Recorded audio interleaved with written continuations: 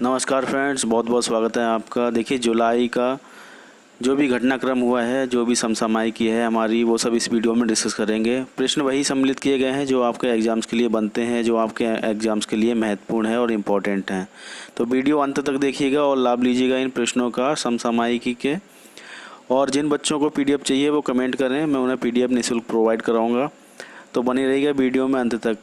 अगर आप पहली बार हमसे जुड़ रहे हैं, हमारा वीडियो पहली बार देख रहे हैं, तो चैनल को सब्सक्राइब कर सकते हैं। साथ ही साथ बेल आइकन को ये प्रेस कर दीजिएगा, जिससे कि कोई भी नोटिफिकेशन आपका मिस नहीं होगा। कोई भी वीडियो मैं डालूंगा, अपलोड करूंगा, वो उसका नोटिफिकेशन आप तक पहुंच जाएगा। तो बने रहिएगा वीडियो में अंत तक और हमारे साथ में चलते हैं प्रश्नों की तरफ। देखिए, पहला प्रश्न है आपकी स्क्रीन पे। देखिए है, भारत को मिले अपाचे और चिनूक हेलीकॉप्टर। देखिए, करंट अफेयर है।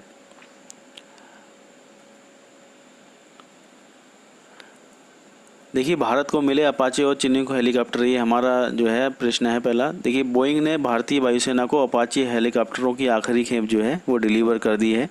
साथ ही साथ जो 22 अपाचे हमारे आने थे वो सब डिलीवर हो चुके हैं। अब बोइंग जो है कहाँ की कंपनी है? ये अमेरिका की कंपनी है जो सुरक्षा उपकरण जो है बनाती है। और बोइंग से जो है एक करार हुआ था 2015 में, उसी के तहत जो है चिनूक और अपाचे हेलीकॉप्टरों की खेप आनी थी, जो लास्ट खेप हमारी आ चुकी है। और टोटल 22 अपाचे थे, सभी जो हैं मिल चुके हैं। अगला पॉइंट देखिए इसी प्रश्न में। देखिए, भारत ने 2015 में जो है एक डील की थी बोइंग के साथ में, जिसमें 22 अपाचे हेलीकॉप्टर और 15 चिनूक जो है हेलीकॉप्टर खरीदने के लिए लगभग $3 अरब का करार हुआ था। तो देखिए, कुछ पॉइंट्स और भी देखिए इसमें। देखिए, अपाचे हेलीकॉप्टरों की तैनाती लद्दाख में वर्तमान में की गई है। देखिए, चीन की जो है वहाँ पे जो विवाद चल रहा है चीन से, उसको देखते हुए जो है अपाचे हेलीकॉप्टर लगाए गए हैं लद्दाख में। और लेह एयरबेस में जो है सैन्य स्थिति मजबूत करने के लिए जो है सैन्य स्थिति को मजबूत करने के लिए ये जो है तैनाती की गई है। देखिए, इसके अलावा जो है हमारे 15 चिनूक हेलीकॉप्टर भी जो है डिलीवर कर दिए गए हैं, जो कि बहुत ही भारी भरकम होता है, आपको पता ही है। और भारतीय सेना को जो है, भारतीय वायुसेना को ये पहले ही डिलीवरी हो गई है। तो देखिए, कुल मिला के जो है अभी आपने पढ़ा, भारतीय वायुसेना को 22 जो है अपाचे हेलीकॉप्टर और 15 जो है चिनूक हेलीकॉप्टरों की डिलीवरी हो गई है। तो ये बड़ी बात है, आपको याद रखना है। देखिए, ये जो चित्र है ये है अपाचे हेलीकॉप्टर का, और ये वाला जो चित्र है ये है चिनूक हेलीकॉप्टर का। दोनों हेलीकॉप्टर जो है काफ़ी महत्वपूर्ण है। ये अटैकिंग हेलीकॉप्टर है अपाचे, और ये जो है हमारा राहत और बचाव कार्यों के लिए जो है यूज होता है, और सेना को जल्दी से जल्दी पहुंचाने के लिए भी ये यूज किया जाता है। तो दोनों जो है आ चुके हैं भारतीय सेना में, तो ये आपको याद रखना है। देखते हैं अगला प्रश्न। देखिए, हॉकी इंडिया के नए अध्यक्ष की नियुक्ति हुई है। देखिए, हॉकी इंडिया के नए अध्यक्ष नियुक्त किए गए हैं। देख लेते हैं पॉइंट्स। देखिए, मणिपुर के ज्ञानेंद्रो निगोम्बाम को हॉकी इंडिया का नया कार्यवाहक अध्यक्ष नियुक्त किया गया है। तो याद रखना है, आपको नाम याद रखना है। ज्ञानेंद्रो निगोम्बाम को जो है हॉकी इंडिया का नया कार्यवाहक अध्यक्ष जो है नियुक्त किया गया है। देखिए, ये उनका चित्र है। देखिए, वह वर्तमान अध्यक्ष मोहम्मद मुश्ताक अहमद का स्थान लेंगे। देखिए, वर्तमान में कौन अध्यक्ष हैं? मोहम्मद मुश्ताक अहमद जो हैं ये अध्यक्ष हैं। इनका स्थान जो है अब ज्ञानेंद्रो निगोम्बाम जो है ग्रहण करेंगे इनका स्थान। देखिए, हॉकी इंडिया की स्थापना की बात करें तो हॉकी इंडिया की स्थापना जो है 20 मई 2009 को हुई थी। और हॉकी इंडिया का मुख्यालय की बात करें तो नई दिल्ली में इसका मुख्यालय है। तो ये जो है आपको याद रखना है। देखिए, काफ़ी बड़ा प्रश्न है। भारत की सबसे बड़ी तितली जो है कौन सी है? गोल्डन वर्ड विंग तितली। अब इसके बारे में कुछ पॉइंट्स देख लीजिए। देखिए ये गोल्डन वर्डविंग तितली का जो है एक डायग्राम यहाँ पे आपको दिखाया गया है। देखिए हिमालय की गोल्डन वर्डविंग तितली को 88 वर्षों के बाद जो है भारत की सबसे बड़ी तितली का तगमा दिया गया है। देखिए उत्तराखंड के पिथौरागढ़ जिले में दीदी हाट कस्बे में 194 mm पंखों वाली मादा गोल्डन वर्डविंग तितली जो है पाई जाती है, जबकि 106 मिमी पंखों वाले नर गोल्डन वर्डविंग तितली शिलांग के बानखर तितली संग्रहालय में मौजूद हैं। तो देखिए ये काफ़ी बड़ी बात है, 88 वर्षों के बाद जो है भारत की सबसे बड़ी तितली का तगमा जो है गोल्डन वर्डविंग तितली को मिला है। और इसकी जो है मादा और नर अलग अलग पाए जाते हैं, यानी कि बड़े बड़ों की बात करें कि जो ज़्यादा बिगेस्ट हैं। तो देखिए मादा की बात करें, उत्तराखंड के पिथौरा जिले के दीदी हाट कस्बे में 194 मिमी पंखों वाली जो है मादा गोल्डन वर्डविंग तितली जो है पाई जाती है, जबकि 106 मिमी पंखों वाले नर जो है गोल्डन वर्डविंग तितली शिलांग के वानखर तितली संग्रहालय में मौजूद है। ये कुछ इसके पॉइंट्स हैं और ये यहाँ पे इसका चित्र है, तो देख लीजिए ध्यान से। और जिन बच्चों को पीडीएफ चाहिए हो वो पीडीएफ के लिए कमेंट करें, मैं उन्हें जो है एक लिंक दे दूंगा, उस पर जाके आप वो डाउनलोड कर सकते हैं पीडीएफ को निःशुल्क।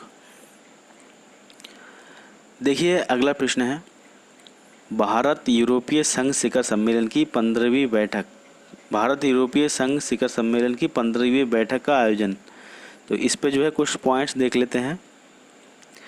देखिए भारत यूरोपीय संघ शिखर सम्मेलन की 15वीं जो है बैठक 15 जुलाई 2020 को वर्चुअल मोड में आयोजित जो है होनी प्रस्तावित है। शिखर सम्मेलन की सह अध्यक्षता की बात करें तो प्रधानमंत्री श्री नरेंद्र मोदी जी एवं यूरोपीय परिषद के अध्यक्ष चार्ल्स मिशेल और यूरोपीय आयोग के अध्यक्ष जो हैं उर्सुला वॉन डेर लेयन करेंगे। देखिए शिखर सम्मेलन में राजनीतिक, सुरक्षा संबंधों, व्यापार एवं निवेश तथा आर्थिक सहयोग के मुद्दों पर चर्चा एवं सहयोग की जो है समीक्षा होगी। तो ये कुछ पॉइंट्स है और आपको याद रखना है कि भारत यूरोपीय संघ शिखर सम्मेलन की बैठक जो है 15 जुलाई को होगी और जो है ये कौन सी बैठक होगी, 15वीं बैठक है। तो ये आपको पॉइंट याद रखना है। देखिए शिखर सम्मेलन में दोनों पक्षों के बीच जो है कोविड-19 महामारी और समकालीन वैश्विक मामलों पर भी चर्चा होने की उम्मीद है। और इससे पहले जो है 14वीं भारत यूरोपीय संघ सम्मेलन आयोजित हुआ था, वो हुआ था 6 अक्टूबर 2017 को नई दिल्ली में किया गया था। तो ये भी आपको याद रखना है, 14वां भारतीय यूरोपीय संघ शिखर सम्मेलन 6 अक्टूबर 2017 को नई दिल्ली में आयोजित किया गया था, ठीक है ना। और इस बार जो है 15वां ये बैठक है जो कि वर्चुअल मोड में होगी, यानी कि वीडियो कॉन्फ्रेंसिंग के माध्यम से। देखिए अगला प्रश्न, देखिए भारत करेगा ब्राज़ील के उपग्रह को लॉन्च। काफ़ी बड़ी बात है, काफ़ी महत्वपूर्ण जो है करंट अफेयर का हमारा प्रश्न है। तो देखिए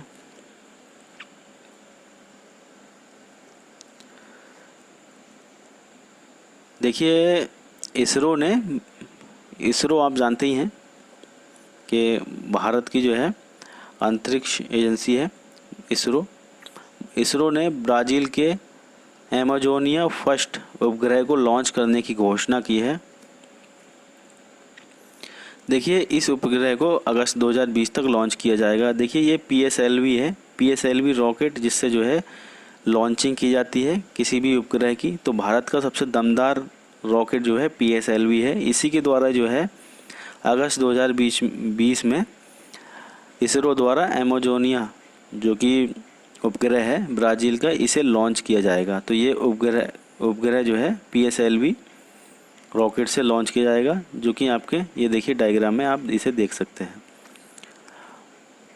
देखिए भारत और ब्राज़ील ने साल 2014 में छठे जो कि ब्रिक्स शिखर सम्मेलन में Bharat remote sensing satellites series के जरिए डेटा प्राप्त करने के लिए ब्राज़ील के एक पृथ्वी स्टेशन की स्थापना के लिए सहमति समझौते पर हस्ताक्षर किए थे। उसी के तहत जो है ये प्रस्तावित है। देख लेते हैं अगला प्रश्न। देखिए, इंडिया पेंडेमिक रिस्क पूल यानी कि भारतीय महामारी जोखिम पूल, ये देखिए है क्या चीज़, इसको जानिए। भारतीय महामारी जोखिम पूल ये क्या चीज़ है? देखिए, भारतीय बीमा विनियामक और विकास प्राधिकरण यानी कि इंग्लिश में बोले तो insurance regulatory and development authority of India, इसे शॉर्ट में बोला जाता है IRDAI, ठीक है ना। इसने जो है भारतीय महामारी जोखिम पूल बनाने के बारे में शोध करने एवं सिफारिशें देने के लिए एक कार्य समूह जो है बनाया है, इसका गठन किया है।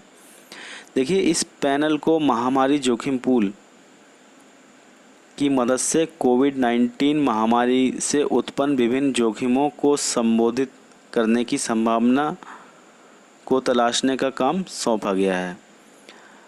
तो इससे जो है एक कमेटी बनाई गई है, एक लैंग्वेज बनाई जाएगी और जो भी बीमा होंगे तो उन सब में जो है ये अलग से उसमें टर्म्स एंड कंडीशन में ये सब दे दिया जाएगा।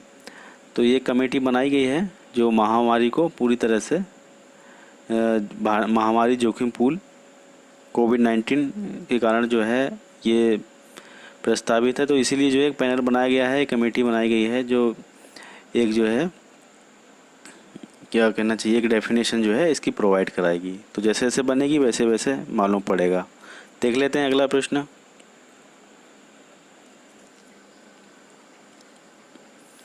देखिए, विश्व बैंक ने गंगा को स्वच्छ बनाने के लिए दिया ऋण। देखिए, विश्व बैंक ने गंगा को स्वच्छ बनाने के लिए ऋण दिया है, देख लेते हैं। देखिए, विश्व बैंक ने नमामि गंगे कार्यक्रम में जरूरी सहयोग बढ़ाने और गंगा नदी को स्वच्छ बनाने के लिए भारत सरकार के साथ $400 मिलियन के ऋण समझौते पे हस्ताक्षर किए हैं। तो देखिए, काफ़ी भारी भरकम जो है रकम विश्व बैंक जो है ऋण स्वरूप दे रहा है। और किस कार्य के लिए दे रहा है? नमामि गंगे कार्यक्रम, जो कि गंगा जी को स्वच्छ बनाने के लिए हो रहा है, इसके लिए जो है विश्व बैंक जो है दे रहा है। तो देखिए, इस ऋण समझौते का उद्देश्य जो है गंगा को स्वच्छ और निर्मल नदी बनाना है। तो देखिए, ये गंगा नदी का तट है यहाँ पे, तो ये गंदगी दिख ही रही है, थोड़ी पत्ते वगैरह, काई वगैरह। तो ये जो काफ़ी लंबा जो है, काफ़ी बड़ी नदी है, तो विश्व की काफ़ी, अपने भारत की काफ़ी लंबी नदी है। तो ये जो है साफ़ सफाई के लिए काफ़ी जो है बड़ा अमाउंट की ज़रूरत है।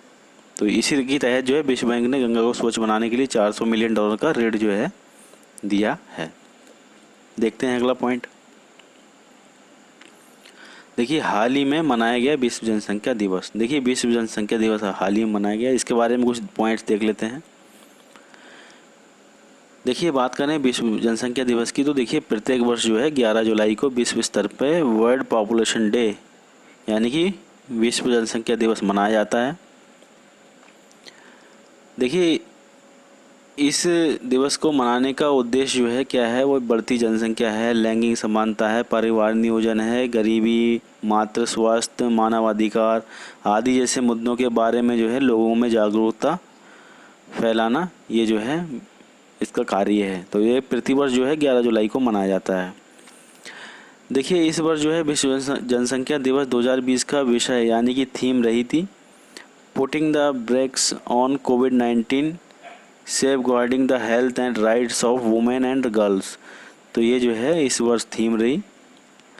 तो आपको 2-3 चीज़ें याद रखनी है, जैसे कि विश्व जनसंख्या दिवस कब मनाया जाता है, तो ये जो है 11 जुलाई को प्रतिवर्ष मनाया जाता है। क्यों मनाया जाता है? तो ये जो है जनसंख्या, परिवार नियोजन, गरीबी, मातृ स्वास्थ्य और मानव अधिकार जैसे मुद्दों के बारे में लोगों में जागरूकता फैलाने के लिए जो है मनाया जाता है। और ये थीम है, थीम आप याद रखना है, थीम को भी आपको। देख लेते हैं अगला प्रश्न। देखिए, अभी जो है हाल ही में भारत में सबसे ज़्यादा श्रेष्ठ पुलिस थाना जो है घोषित किया गया है। तो आप जो है जाने कि देश के सबसे श्रेष्ठ पुलिस थाने के बारे में इस प्रश्न के अंतर्गत देख लेते हैं कुछ पॉइंट्स इसमें।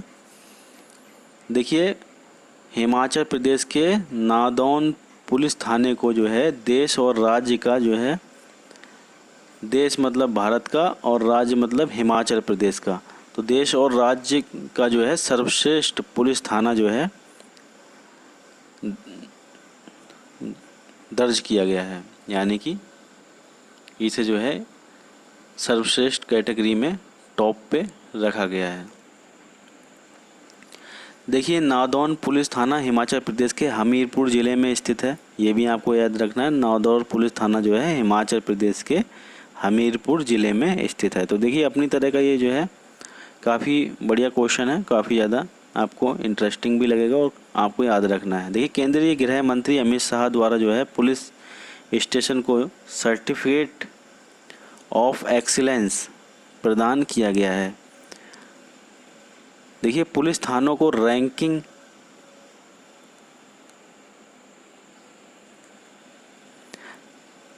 भारत सरकार के गृह मंत्रालय द्वारा प्रदान की जाती है और जिसे हाल ही में केंद्रीय गृह मंत्री द्वारा डीजीपी सम्मेलन के दौरान जारी किया गया था। तो देखिए, पूरी तरह से अगर आप शॉर्ट में समझें तो देखिए, पुलिस थानों के लिए पूरे देश में जो है एक रैंकिंग स्टार्ट की गई है। रैंकिंग में जो है जो सर्वश्रेष्ठ थाना होता है उसे जो है सर्टिफिकेट ऑफ एक्सीलेंस प्रदान किया जाता है। तो इसी क्रम में जो है माननीय गृह मंत्री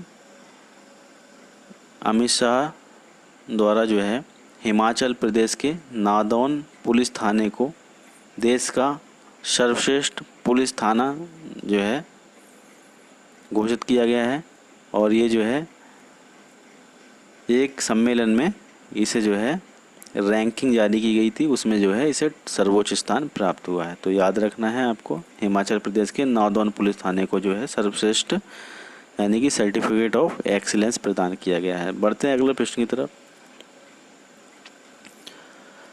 देखिए, फ्रांस के प्रधानमंत्री की नियुक्ति। देखिए, इस प्रश्न में देखेंगे फ्रांस के प्रधानमंत्री की नियुक्ति। देखिए, ये फ्रांस के प्रधानमंत्री हैं जो अभी नियुक्त हुए हैं, ये उनका चित्र है। अगला पॉइंट इन पे देख लेते हैं क्या है।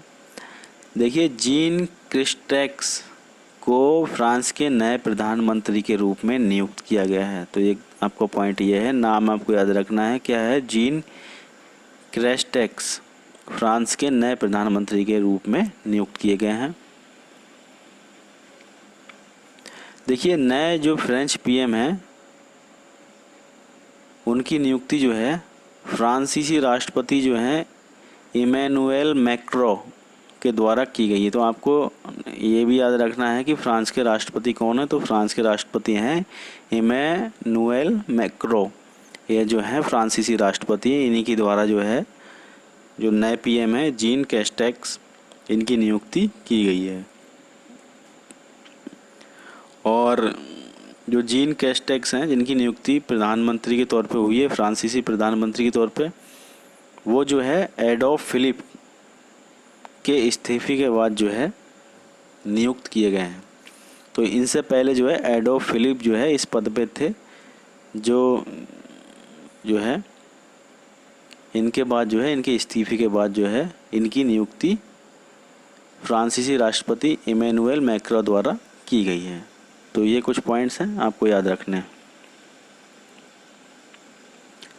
देखिए, अगला प्रश्न है इंडिया ग्लोबल वीक 2020, ये क्या है देखिए। प्रधानमंत्री श्री नरेंद्र मोदी जी द्वारा इंडिया ग्लोबल वीक 2020 के उद्घाटन सत्र को वीडियो कॉन्फ्रेंसिंग के माध्यम से संबोधित किया गया था। देखिए, इस बार की थीम थी, इंडिया ग्लोबल वीक की थीम थी we the revival India and a better new world. तो ये जो है इस वर्ष की थीम थी और इसका आयोजन जो है 9 जुलाई 2020 से 11 जुलाई 2020 को किया गया। देखिए, इंडिया ग्लोबल वीक 2020 सम्मेलन में प्रधानमंत्री श्री नरेंद्र मोदी जी द्वारा कहा गया कि कोरोना वैक्सीन की खोज और उत्पादन में भारत का जो है अहम रोल रहेगा। देखिए, प्रधानमंत्री ने कहा कि भारत की अर्थव्यवस्था वैश्विक निवेशकों का स्वागत करती है। तो देखिए, दो बड़ी बातें जो हैं इस सम्मेलन में प्रधानमंत्री जी द्वारा की गई, उसमें जो है दोनों पॉइंट्स आपको हमने बताया। देखिए, दो बातें कही गई। एक तो कहा गया कि कोरोना वैक्सीन की खोज और उत्पादन में जो है भारत का अहम रोल रहेगा। दूसरा जो है भारत की अर्थव्यवस्था जो है वैश्विक निवेशकों का स्वागत करती है। तो ये दो बातें कहीं तो आपको याद रखना है। देखिए, काफ़ी महत्वपूर्ण प्रश्न है ये, और एग्ज़ाम जब होंगे तो इससे प्रश्न जो है बनेंगे।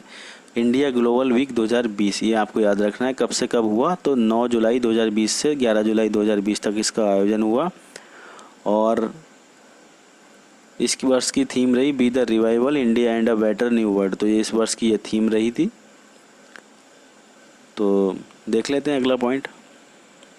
अगला प्रश्न है, देखिए, हिमाचल प्रदेश के सभी घरों में अब है एलपीजी कनेक्शन। तो देखिए, एलपीजी कनेक्शन जो है अब हिमाचल प्रदेश के प्रत्येक घर में होने का दावा किया जा रहा है कि प्रत्येक घर में 100% जो है एलपीजी कनेक्शन अब पहुंच चुका है। देख लेते हैं कुछ पॉइंट्स।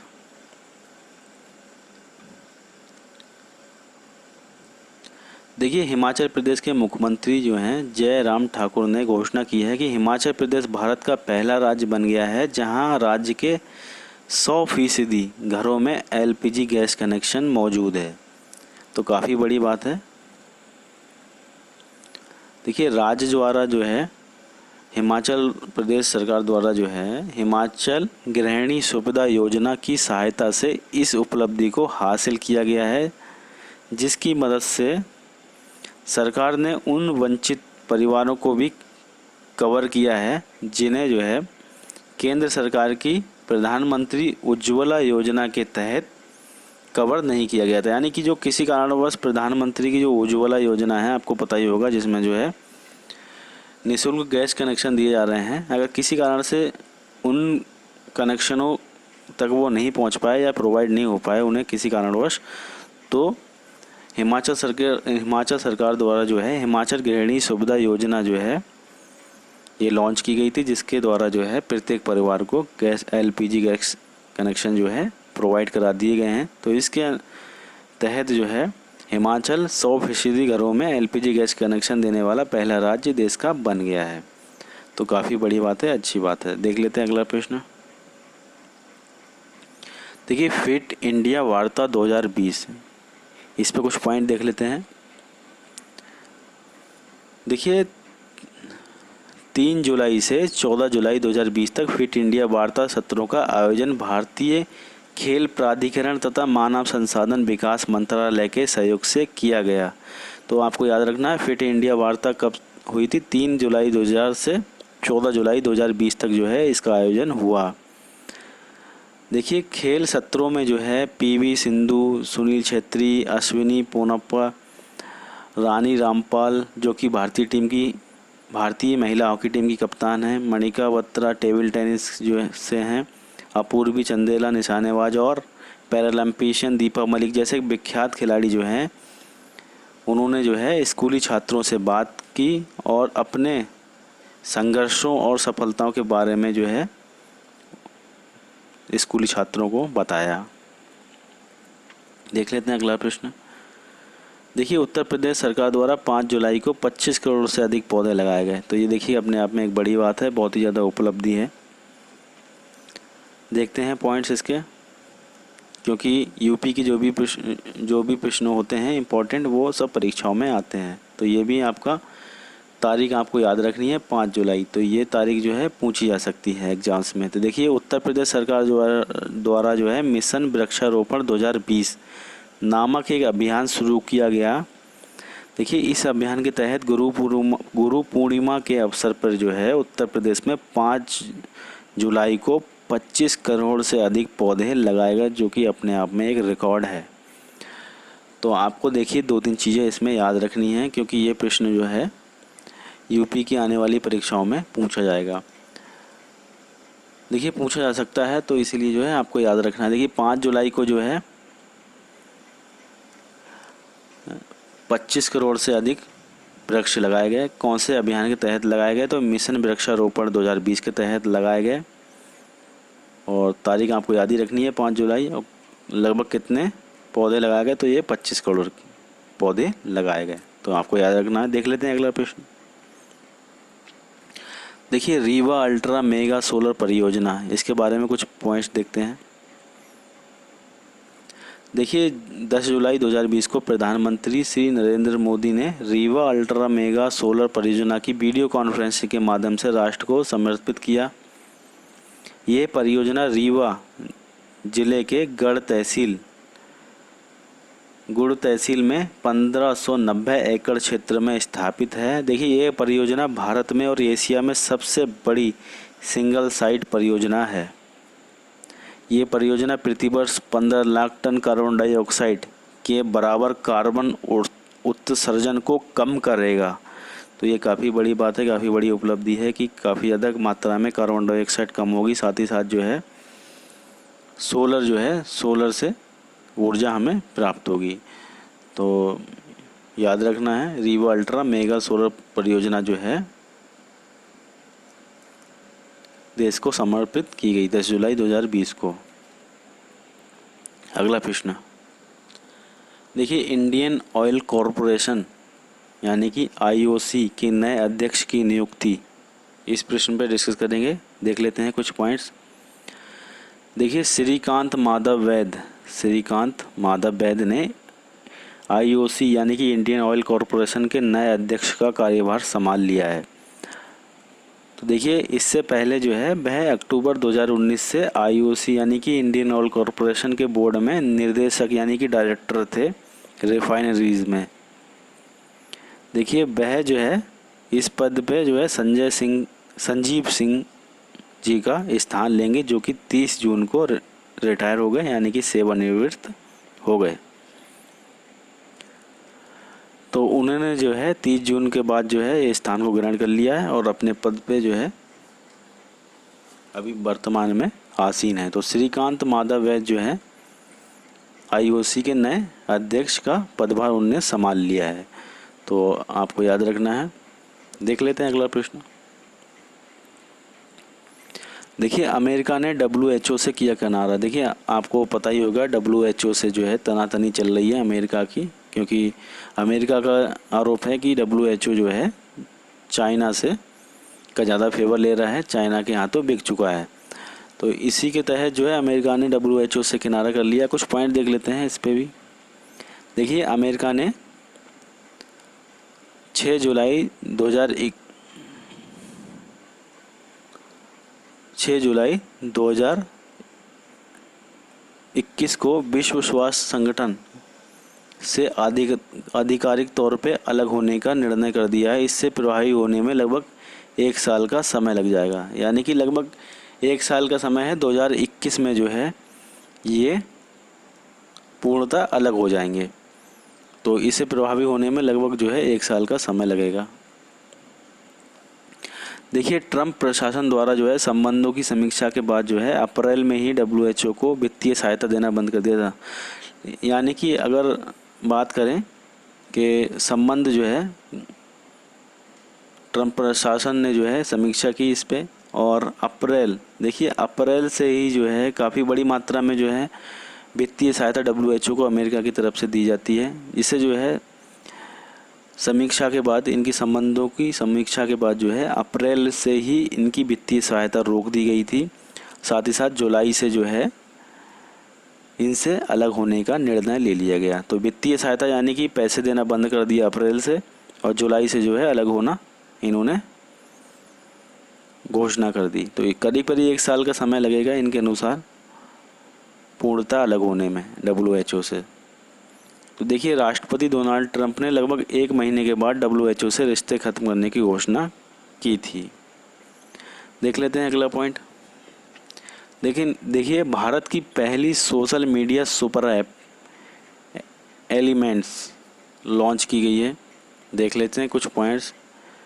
देखिए ये जो है इसका लोगो है, और ये जो है आपका एप्पल स्टोर और गूगल प्ले स्टोर दोनों पे ये उपलब्ध है। कुछ पॉइंट्स देख लेते हैं। देखिए भारत के उपराष्ट्रपति माननीय श्री M. वेंकैया नायडू जी ने भारत का पहला social media super application elements launch किया। देखिए एलिमेंट्स की बात करें तो एक पहला made in India social media super app है जिससे कि बेंगलुरु स्थित सॉफ्टवेयर कंपनी जो है Sumeru software solution private limited द्वारा विकसित किया गया है, जो फेसबुक, व्हाट्सएप और इंस्टाग्राम जैसे समान प्लेटफॉर्म के जैसे ही है और इन्हीं की तरह कार्य करता है। तो एक बार डाउनलोड करें, इंस्टॉल करें, देखें एक बार चला के। देख लेते हैं अगला प्रश्न। देखिए बैडमिंटन खिलाड़ी लिन डैन ने लिया रिटायरमेंट। तो इन्होंने जो है संन्यास की घोषणा करी। तो ये हैं कौन, इनके बारे में 2-3 पॉइंट देख लीजिए, फिर आप समझ जाएंगे ये कौन है। देखिए विश्व के नंबर 1 खिलाड़ी रहे, यानी कि जो बैडमिंटन खिलाड़ी थे विश्व के नंबर 1 पोजीशन पे ये रह चुके हैं। और ये किसके लिए खेलते थे? चीन के लिए खेलते थे। इन्होंने 2 बार ओलंपिक बैडमिंटन चैम्पियन रहे, 2 बार के ओलंपिक वर्ल्ड चैम्पियन रहे थे। ये नाम है इनका लिन डैन। इन्होंने जो है रिटायरमेंट की घोषणा कर दी। देखिए अपने इनका कैरियर लगभग 20 साल का रहा। अपने 20 साल के कैरियर के दौरान इन्होंने 2008 में जो बीजिंग में ओलंपिक हुए थे और 2012 में लंदन में जो ओलंपिक हुए थे उनमें जो है ये चैम्पियन रहे थे और गोल्ड मेडलिस्ट ये रहे थे। इन्होंने बैडमिंटन में 2 बार ओलंपिक में इन्होंने खिताब अपने नाम किया और नंबर 1 की पोजीशन इन्होंने बनाई। तो ये देखिए इनका फ़ोटो है। देखिए अगला प्रश्न देख लेते हैं। देखिए पाकिस्तान की पहली महिला लेफ्टिनेंट जनरल, इनके बारे में कुछ पॉइंट्स देख लेते हैं। देखिए ये इनका फ़ोटो है। पाकिस्तानी सेना ने मेजर जनरल निगार जौहर, तो याद रखिएगा इनका नाम निगार जौहर जो है इनका नाम है, पहली महिला लेफ्टिनेंट जनरल नियुक्त कर दिया है, जिसके बाद वे लेफ्टिनेंट जनरल के रूप में पदोन्नत होने वाली पाकिस्तान की पहली महिला अधिकारी बन गई हैं। तो ये कुछ पॉइंट थे, इनके याद रखना है। देखिए मध्य प्रदेश की राज्यपाल के रूप में नियुक्ति देख लेते हैं। मध्य प्रदेश की नई नियुक्ति राज्यपाल के रूप में किसकी हुई है? तो काफ़ी करंट अफेयर का मोस्ट इम्पोर्टेंट प्रश्न है, देख लेते हैं। देखिए 1 जुलाई 2020 को उत्तर प्रदेश की राज्यपाल माननीय आनंदीबेन पटेल ने मध्य प्रदेश की राज्यपाल, यानी कि ये अतिरिक्त प्रभार के तौर पे जो है कार्य देखेंगी के रूप में शपथ ग्रहण की है। देखिए ये इनका फ़ोटो है। मध्य प्रदेश जो है मध्य प्रदेश उच्च न्यायालय के मुख्य न्यायाधीश न्यायमूर्ति श्री अजय कुमार मित्तल ने उन्हें पद एवं गोपनीयता की शपथ दिलाई। तो ये कुछ पॉइंट्स हैं, आपको याद रखने हैं। देखिए इस पद पे उन्होंने जो है श्री लालजी टंडन जो कि मध्य प्रदेश के राज्यपाल थे, उनका जो है उनके जो है जगह ये अभी अतिरिक्त प्रभार देख रही हैं। तो आपको याद रखना है।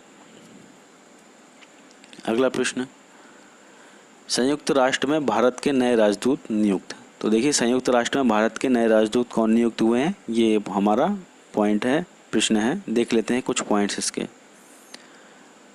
देखिए ये इनका फ़ोटो है, कुछ पॉइंट देख लेते हैं। देखिए 1 जुलाई 2020 को केंद्र सरकार ने भारतीय विदेश सेवा के वरिष्ठ अधिकारी श्री इंद्रमणि पांडे को संयुक्त राष्ट्र में भारत का अगला राजदूत नियुक्त किया है। इस पद पर वह राजीव के चंद्र का स्थान लेंगे। देखिए वह 1990 बैच के IFS अधिकारी हैं। वर्तमान में वह विदेश मंत्रालय में सचिव के पद पे कार्यरत हैं। तो देखिए जुलाई के काफ़ी मोस्ट इम्पॉर्टेंट समसामयिकी हमने आपके सम्मुख रखी। उम्मीद है आपने पूरा वीडियो देखा होगा और इनसे लाभ लिया होगा। अगर आपने पहली बार हमारा वीडियो देखा है तो चैनल को सब्सक्राइब कर लीजिएगा, क्योंकि काफ़ी इम्पोर्टेंट वीडियो हम बनाते रहते हैं और आप तक पहुंचाते रहते हैं। तो सब्सक्राइब करने के साथ साथ बेल आइकन को प्रेस कर दीजिएगा, जिससे कि कोई भी नोटिफिकेशन मिस नहीं होगा और आप तक सबसे पहले वो पहुंच जाएगा। वीडियो अगर आपको अच्छा लगा हो तो लाइक ज़रूर कीजिएगा, हमें सपोर्ट ज़रूर करें। साथ ही साथ अगर आप किसी व्हाट्सएप ग्रुप, टेलीग्राम ग्रुप से जुड़े हुए हैं तो वहाँ पे वीडियो हमारा शेयर कर दीजिएगा। तो बने रहिएगा हमारे साथ में। समय बहुमूल्य है, सदुपयोग करें। बहुत बहुत धन्यवाद।